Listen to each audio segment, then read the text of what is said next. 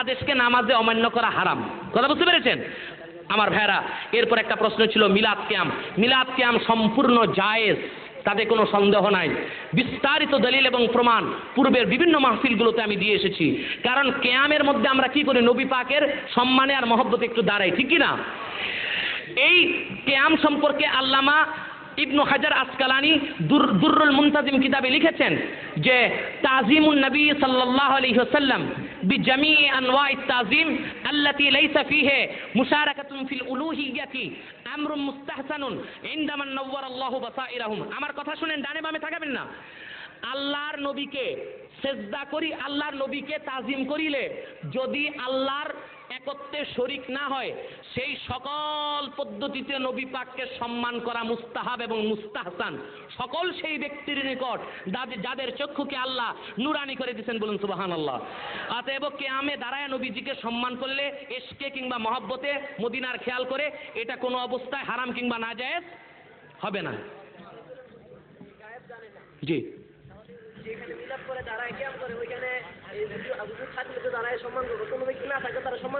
কিয়াম কয় প্রকার?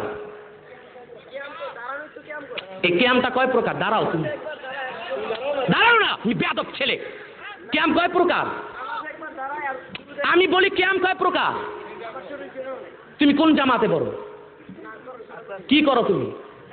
কিসে চাকরি করো? তুমি আদার ব্যাপারে এসো জাহাজের খবর নিতে। কিয়াম হচ্ছে দুই প্রকার। একটা কিয়াম মুসাররাত, যেটা আনন্দের কারণে দাঁড়ানোটা, কারো উপস্থিতিতে দাঁড়াইতে হয় না। হাদিস শরীফের মধ্যে আসছে এক ইহুদির লাশ আল্লাহর হাবিবের সামনে দিয়ে যাচ্ছিল। তখন আল্লাহর হাবিব বলছেন যে কুমু লিহাযাল মাইয়িত, এই মাইয়িতের জন্য দাঁড়াও।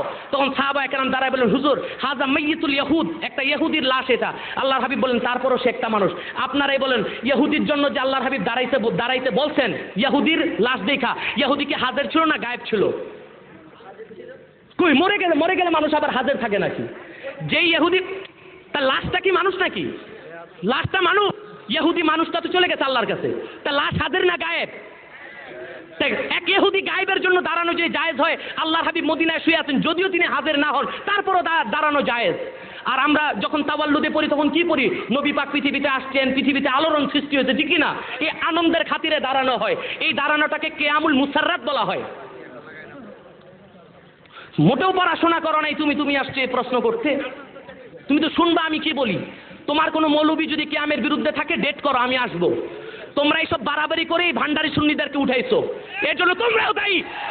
তোমরা ওহাবি, তোমরা শয়তান, দুশমনে রাসূল, রাসূলের সাথে দাঁড়াইতে চাও না, বেয়াদব ছেলে কোথাকার। যদি কিয়ামের বিরুদ্ধে কেউ বলতে চায় আমি আসতে প্রস্তুত আছি। তোমার যদি কোনো আলেম থাকে তুমি বসাও, যদি কেউ না বসে তাহলে কোনোদিন কিয়ামের বিরুদ্ধে বলবা না।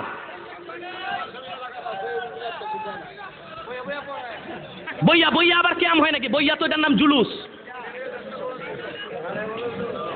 এইটার ফাসলাও করো।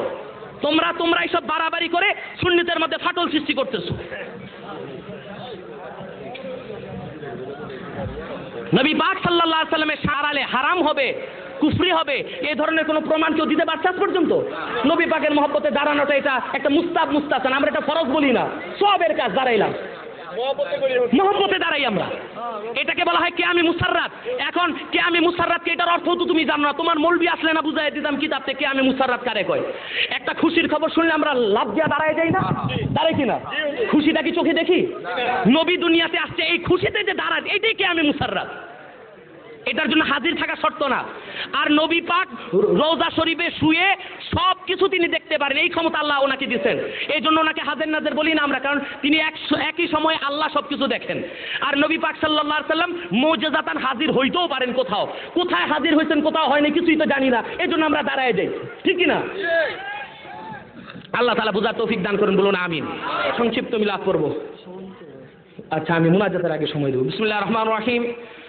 يا أيها النبي إنا أرسلناك شاهدا ومبشرا ونذيرا وداعيا إلى الله بإذنه وسراجا منيرا يا معشر الحاضرين ولد النبي صلى الله عليه وسلم في مكة قبل 1500 سنة وكان اسم أبيه عبد الله وكان اسم أمه آمنة وفي وقت ولادة النبي صلى الله عليه وسلم جاءت نسوة من نساء الجنة ومنهن كانت عاصية ومريم يا معشر الحاضرين قوموا لتعظيم النبي المحترم صلى الله على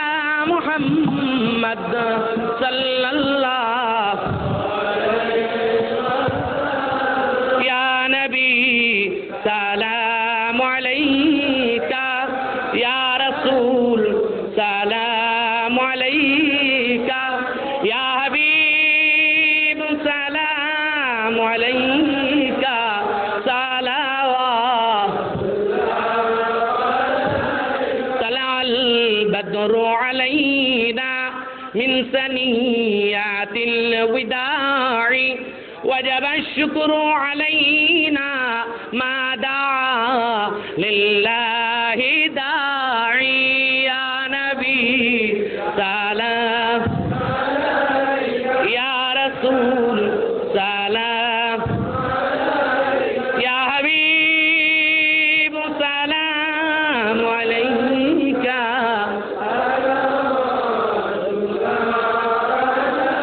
بلغ العلا بكماله كشف الدجى بجماله حسنت جميع خصاله صلوا عليه وآله بلغ العلا بكماله كشف الدجى بجماله حسنت جميع خصاله